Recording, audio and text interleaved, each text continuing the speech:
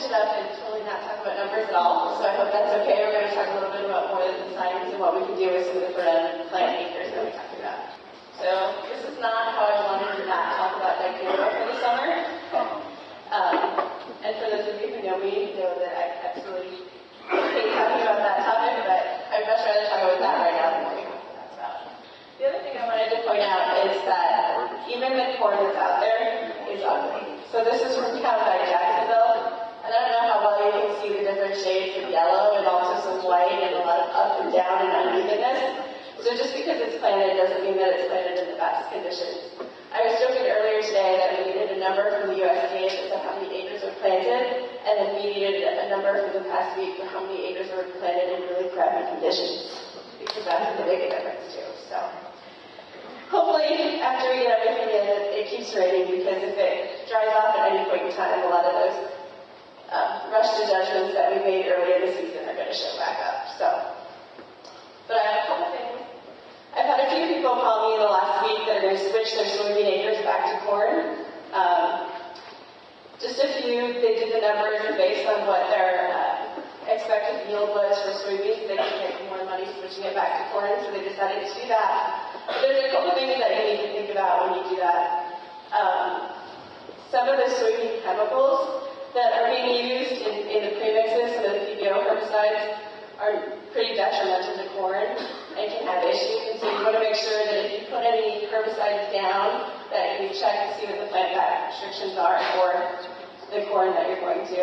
And one of the biggest ones that we had an issue with is people use Zidua Pro. And Zidua Pro has two components that are fine, and it has this third component that's been around for 40 years, but no one under 40 has ever used before, and that's the Pursuit. And Pursuit has a 12, depending on soil type, a 12 to 18 month buyback restriction. So had they used the chemical mix with less components, they would have been better off. But we have a lot of young people learning about the ills of the Pursuit products and those lines of herbicides. So the other thing we want to think about too is going into planting corn this late. Our first herbicides are going to be later, and we have some restrictions planting back to soybeans next year, particularly with the Callisto type products.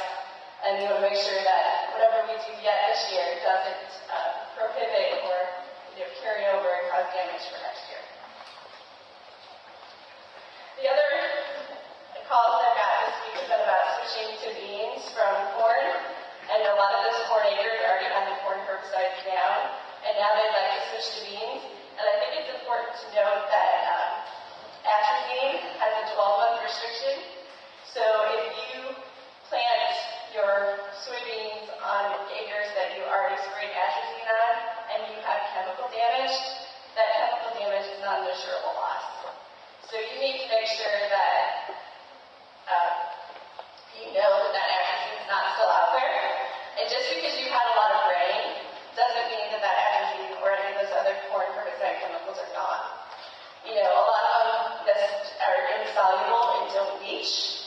And some of the other ones break down with microbial activity. Well, if there's no microbial activity in the soil because it's saturated and there's no oxygen in the soil, then that herbicide's not breaking down either. So those are all things to keep in mind. Because you certainly wouldn't want to put a crop out there and then have it die off as it gets to the B1 stage. And that's what will happen. Actually, if you have atrazine carry over on those beans, they will come out of the ground and they'll climb, and then as they put on the first trifoliate and start photosynthetic activity, that's when they start to die off. So that's just something to keep in mind. And you also want to pick and choose what herbicide you use post-emerge in those soybeans, because if you use anything with Flexstar or Homosapiens, you have a 10-month restriction before you can plant corn next year. And in the last 20 years, I've seen that be a big deal 3 different times with a lot of Flexstar carryover, and one of them was in 2017. So we don't want to make any rash decisions this year that may negatively affect us for next year. And the last thing I'm going to say is please, please, please do not plant soybeans without putting free chemicals down first. It didn't end up well last year, it's not going to end up well this year. You need to control water hemp and those types of weeds prior to soybean emergence with the PBO products, or with a prowl, or with something that goes pre-plant, and not wait until after they've emerged.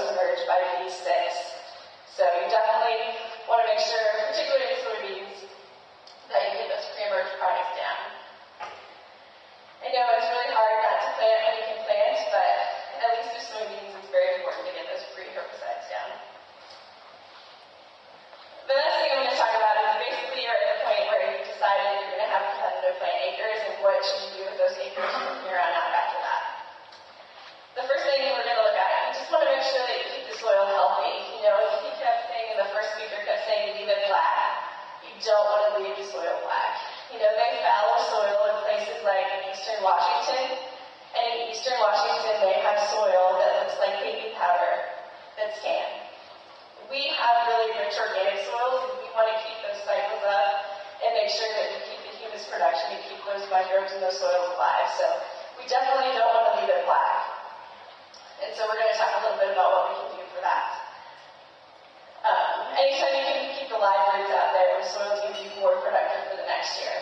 So if you had left it black and kind of let the microbe populations die off in the sun, you can really take a big hit on your yield come next year. So you want to make sure that you don't do that. The other thing we want to make sure is that we control the weeds out there. Weeds are not cover crops and should not be treated as such. And we definitely don't want to have the revenge of Plant 2019 exacted on us for the next 7 years with weed seed production. So, and I put this lovely picture up here. This is crusty groundsel or butterweed. It is not yellow rockweed, and it is not wild mustard. So there's been a lot of misidentification this year. So I was looking for a picture, and I thought that would be a good one. So if you're seeing a lot of fields in yellow, it's most likely this weed. So what can we do to control the weeds with abundant plant acres? There's a couple options. The first two I'm going to talk about are tillage and herbicides, and in most cases these are not going to be your best options. With tillage, it might be economical as far as how much it costs per pass. It may keep you busy and keep your mind off things. But it's only going to work on smaller weeds. Like, tillage on larger weeds is going to injure them, but it's not going to pull them out and kill them, and it's not going to stop their seed production. So if you're doing tillage, you want to make sure that the weeds are, under 6 inches. Any of some of the monstrous weeds that we have out there, you're just going to injure and you're not going to stop the seed production, and that's your goal. So tillage really isn't the best option. And as you repeatedly till throughout the summer, you can dry out the soil and you can ruin those microbial populations like you would if you just left it flat. The other control method you can look at is herbicides, but this one is obviously going to be very costly. Not only do you have the application cost, but the product cost. And you also have to watch those plant batch restrictions depending on what you use to what you can plant for next year. And I know residual herbicides kind of seem like it would be a good thing, but residual herbicides only work when there's a crop out there, and the crop's there to compete with the weeds as the residual wears off. You wouldn't want to continuously put a residual product out there, just because it wouldn't be economical and it wouldn't be able to work on its own. If it's laying on top, a lot of those break down in the sun, and so it wouldn't last as long as it would if it was shaded by another crop. So, which is going to bring us to cover crops.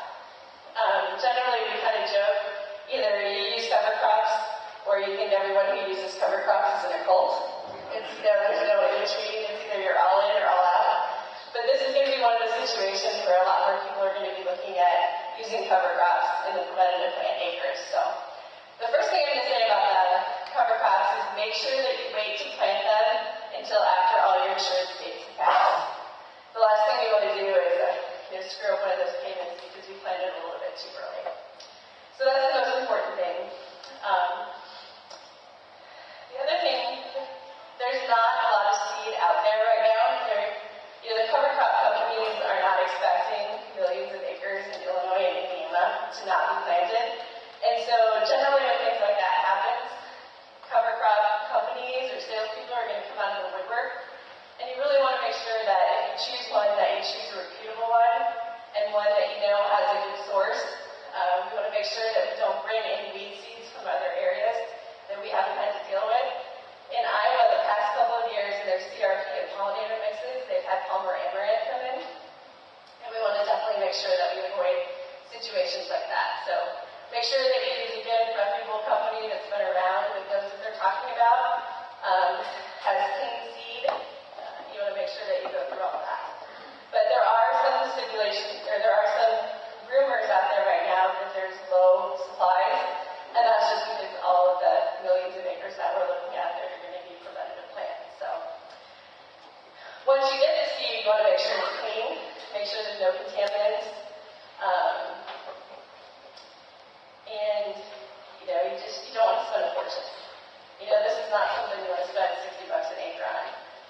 You can have the Ferrari of cover crops, or you can have the, old minivan that gets you where you need to go. In this situation, you don't need the high end. And we'll talk a little bit more. When you're choosing your cover crop species, you want to make sure that you look at a lot of factors. And the first one is going to be what herbicides have you applied. Now, most cover crops are going to be rated, assuming that you're going to plant in the fall after you've harvested corn or soybeans. And so you really need to look at those plant back restrictions and kind of add on a month or two on those. So you just want to make sure that, you're not going to put out a cover crop that's going to turn around and die because the herbicide you've already put out is still there. The next thing you want to look at is what is your experience with cover crops. If you've never put cover crops out before, you want to keep it simple. You want something that's going to die over the winter that you don't have to worry about managing after, into the next crop year. If you've used the cover crops in years past and you have a mix that you like to use and you know what you're doing and how you're going to kill it and have all the management figured out, well, by all means, then do that. But if you're new to this, you want to definitely make sure that you keep it simple. And the other things you want to look at are, what are we trying to accomplish with these cover crops?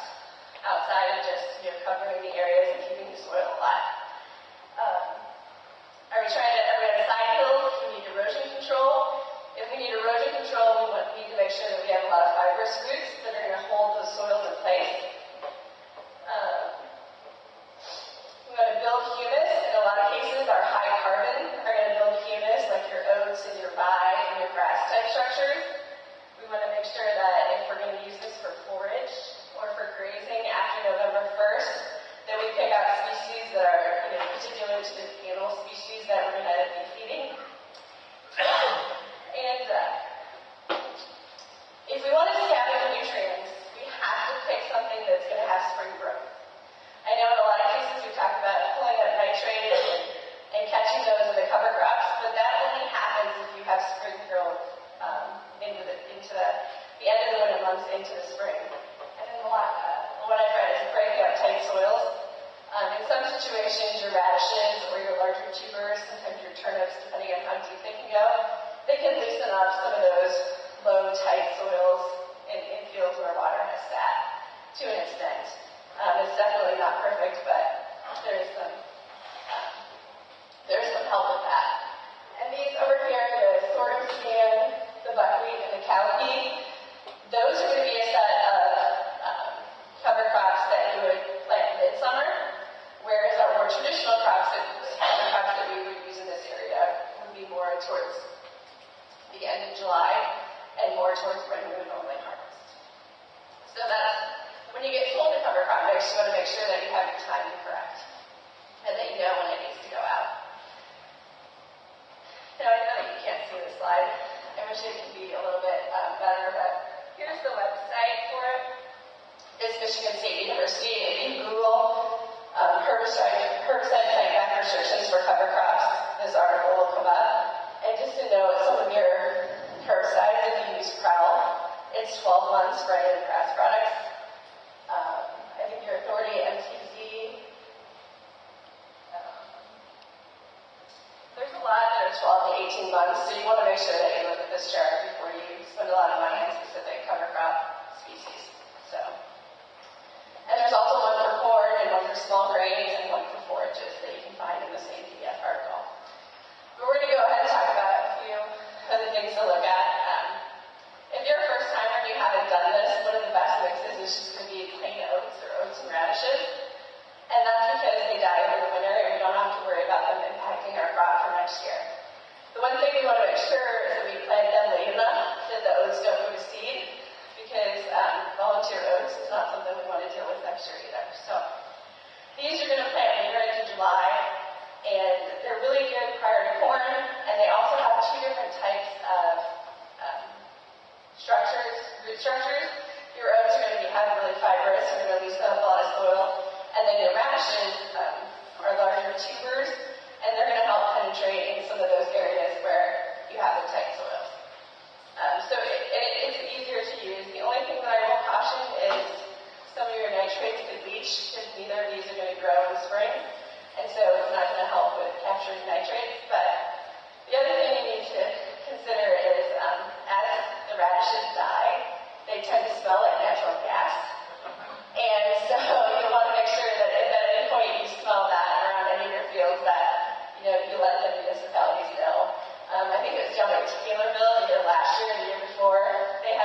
for like 2 weeks before the police finally figured out that it was the cover crop field dying and decomposing. So that's just something to keep in mind. The next thing we can look at is rye as a cover crop. And particularly this is cereal rye. Now this is going to give you a lot of fibrous roots, and it's going to loosen up the soil. And rye actually is very good at suppressing weed control. We've seen it used in a lot of plots to tame down the Palmer amaranth seed. So it does really well with water hemp. If you have any particularly weedy fields, this would be a good option to suppress those. The only thing that we would caution is that it takes a lot of management to plant rye before you plant corn next year. So you need to make sure that it only gets so much growth in the spring. They usually say about a foot, and you want to kill it then. Otherwise, it can have some effects on your corn. It kind of is debated on whether or not it's a toxic effect, like it's a little allelopathic towards the corn, but it also ties up a lot of nitrogen that as the corn is planted until the rye releases that nitrogen, the corn can be short on nitrogen. So if you're going to use a rye crop for corn, you want to make sure that you use added nitrogen at planting so that it never goes short of the nitrogen. So that's just what to look at. And those are probably the 2 scenarios that I would look at if you're new to cover crops. This next slide, this is from a company. I watched a webinar on Friday on cover crops, and this was the company. The wholesaler was Center Seeds, and then the potential ag up in Dwight was the actual dealer. And so these are some of the mixes that they have. It's called the Husky. There's a corn belt, a melt-away, and a rejuvenator. I don't really know who names these, but the melt-away, basically it all dies in the winter. So if you're new, that would be an okay one. I'm not big on mixing large amounts of species. I mean, there is some advantage to biodiversity, but if this is your, like I said, if this is your first foray into cover crops, you want to keep it simple. I also am not big on sunflower. In a lot of states, sunflower is a noxious weed, and so we want to be very careful about planting some of these things that could, turn on us later. And the other thing is, if you have 10 things in your mix, it's going to be really hard for you to tell if the seeds contaminated with weed seeds. If you just have oats and radishes, you can see that there's 2 types of seeds, and if there's any more, then you know it's contaminated, and that can be pretty helpful too. But this is just an option, and you may see it presented this way from different companies, so I just wanted to throw that up there. And that's all I had on cover crops. The other question I had, they mix all these together at their sites and custom make them for you, so you don't have to buy the whole mix. You can pick and choose what you want in your mix and what you don't. So this is just kind of a suggestion from the companies. The other question I had this week was, do I have any fertilizer left? And it's going to kind of depend on what's happened in your area. In most cases, your phosphorus and your potassium are going to be fine. They're they don't move much of the soil. However, if you were in any of the areas where there was running water, and some of that soil was picked up and moved, then a lot of your nutrients would have been removed with it. So this picture is actually one of my clients. This is ASB of Brunswick, Missouri. And when you go to this place, you have to drive up a very steep hill to get to it. So this isn't just a little bit of water. This is like 8 to 10 feet of water. So it's pretty devastating in some of those areas down there. And I had another guy who was on I have a bunch on the Missouri River and another one on the Grand River. And those levees have put like at least 2 feet on all of their farmsteads. So it's bad here, but it's a lot worse in some other places too. So as far as nitrogen, I don't think a lot of our nitrogen leached down. We did have a lot of water, but we didn't have moving water that moved down the profile. So in most cases where we lost the nitrogen from this year, it's going to be from denitrification, and it's going to be that it went up as opposed to down. So For next year, I wouldn't assume that any of that nitrogen is there. And you can certainly take some nitrate and some ammonia tests next spring, but for the most part, I would assume that that nitrogen has been